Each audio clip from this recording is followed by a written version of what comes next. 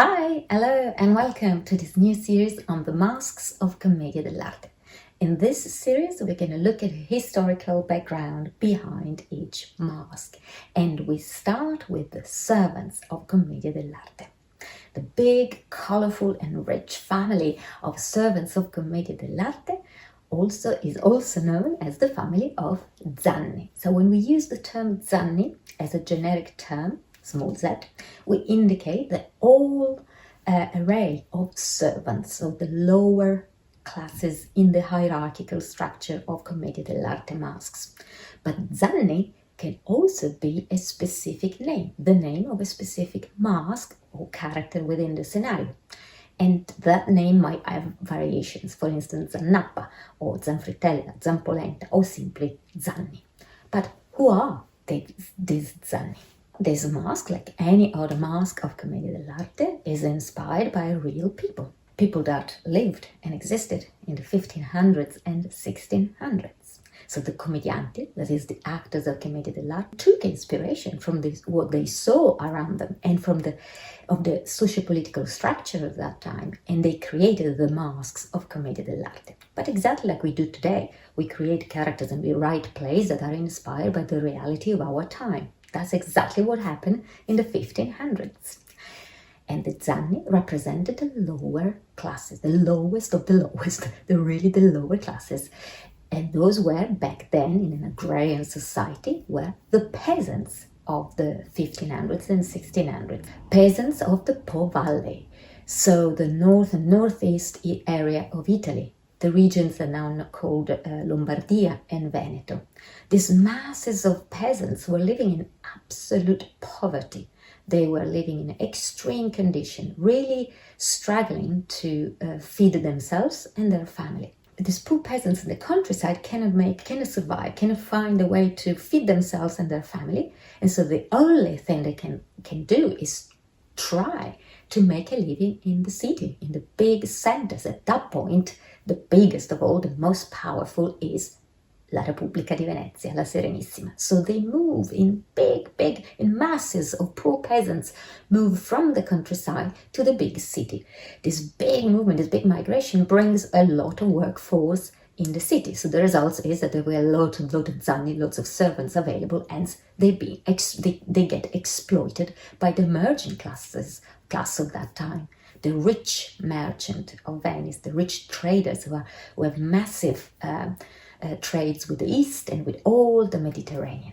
So from working really hard the land, so bending their backs down because the earth is quite low, they find themselves bending their backs to carry really heavy stuff, doing all the manual jobs. For instance, working in the harbor. They become porters, doing really all the hard manual jobs. You might ask, where is the comedy? It says Commedia dell'arte is a comedy. And you're right, where is the comedy? After all, the story of the Zanni is very tragic. It's the story of masses of people that find it really difficult to survive.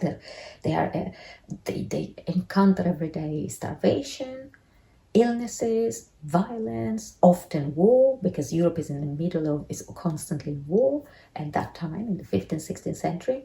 Well, the comedy is in the way the actors of Commedia dell'arte transform this group of people into masks, so grotesque characters, and the way they told their stories and the stories between the different masks, so between the different group of people in the society of the 15 and 1600s.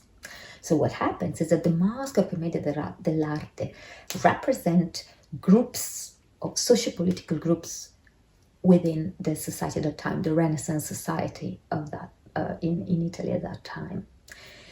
But these are not realistic 360-degree characters with complex personalities. These are masks, meaning they're types.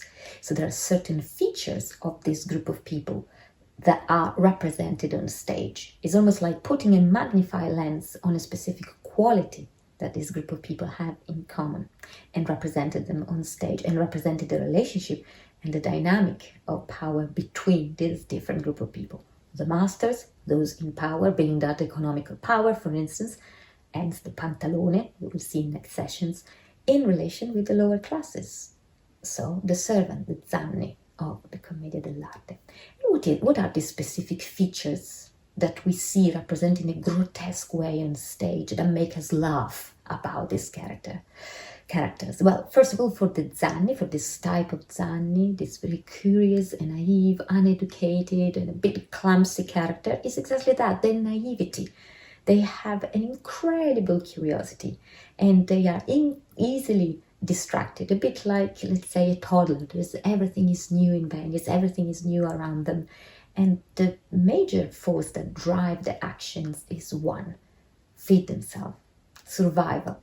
These characters are driven by the need to survive, and first of all, food, the basic instinct. So we put a magnifying lens on the quality of the Zanni, which is their condition, a condition of need, their starvation. Their quality is this naivety, this curiosity, this openness to the world. And that's why, as you can see in the video related to the physicality of the mask, they are represented in a very specific way with a very exposed belly to show grotesquely where the need is, what is the place in the body that drives these characters to move. But also the masks themselves are they have incredible animalistic features and are extremely grotesque. And you can see in the images, they either have big nose, like beaks of birds to indicate the curiosity, or they have incredibly strong features, a bit like ape-like. The tone of the skin is very dark, of course. They are peasants, they live under the sun, so probably their skin is quite tanned. And as the sign of hard work, is not the pristine, beautiful porcelain skin that you see in the representation of the kings and queens of the time in the museums. This is a completely different type of characters. So the masks themselves take some of the quality that you might recognize in this group of real people, but in the grotesque version of that are just some feature transformed to a grotesque level, both in the mask, the leather mask that you wear, and in the body, the transformation of the body from the actor perspective. Finally, we talk about the dynamic briefly, about this dynamic of power between the servants at the lowest of the hierarchical structure in society and lower in the hierarchical structure of the scenarios of Commedia dell'arte. So the servant, the Zanni, and their masters, also known as the elders, so the I vecchi, Pantalone and Dottore. But there's another power dynamic. Within the servants themselves, the big family of Zanni, within this family we recognize first Zanni and second Zanni. The first Zanni is more astute and cunning. We will see an example of that in the next sessions, called Brighella. And the second Zanni, which is naive and clumsy. This is the Zanni I was talking about. There's sort of more innocent, if you want, a character who's clumsy and not knowing and misunderstanding, not understanding probably on a language level. The jargon that this character might have in the countryside, their dialect might have been different from what was spoken in Venice, and also the lack of access to education and so on and so forth. So there is a literal misunderstanding, and a misunderstanding related to the fact that they're not represented as the brightest guys in town, let's say. They're sort of simple characters, and so obviously each actors back then, that time, and each actor now might interpret the Zanni in their own way. But these are the major features.